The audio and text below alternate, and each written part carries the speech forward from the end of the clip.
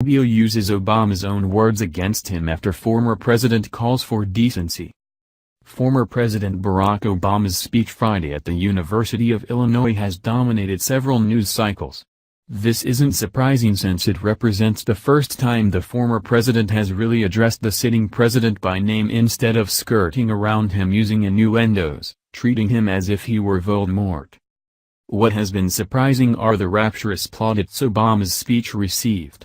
I understand most of what Obama does gets plaudits in the mainstream media, but there was an unusual audacity to pretty much everything he said, and it didn't involve the audacity of hope. 4 times during the speech did the president who intentionally divided America for 8 years in the White House talk about divisions, according to a transcript from Vox, and each of those divisive instances involved Republicans. When Obama invoked decent or decency, however, he spoke exclusively of Democrats. That's the party that, at the very moment the former president was making the speech, was using the Brett Kavanaugh Supreme Court hearings as an advertisement for the midterms and beyond. It didn't take much to notice the incongruence. Republican Senator Marco Rubio of Florida certainly did, and he went to Twitter to expose it. Yes, Obama did all of that. And so much more, too. Yes, not divisive at all. And then Rubio brought out what was arguably Obama's most divisive hit, released before he even took up residence at 1600 Pennsylvania.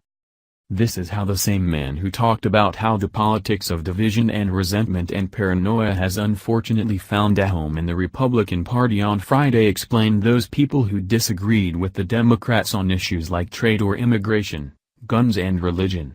I didn't find that quote mentioned a whole lot after Friday's address. And there were more of Obama's greatest hits to remind people of.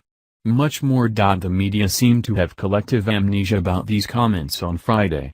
And Obama did, too. I am here to tell you that even if you don't agree with me or Democrats on policy, even if you believe in more libertarian economic theories, even if you are an evangelical and our position on certain social issues is a bridge too far, even if you think my assessment of immigration is mistaken and the Democrats aren't serious enough about immigration enforcement, I'm here to tell you that you should still be concerned with our current course and should still want to see a restoration of honesty and decency and lawfulness in our government, he told the audience. How wonderful it would have been if the spirit of honesty and decency and lawfulness in our government been evident in all the years Obama was in office or his party maintained any of the levers of power in Washington. Today,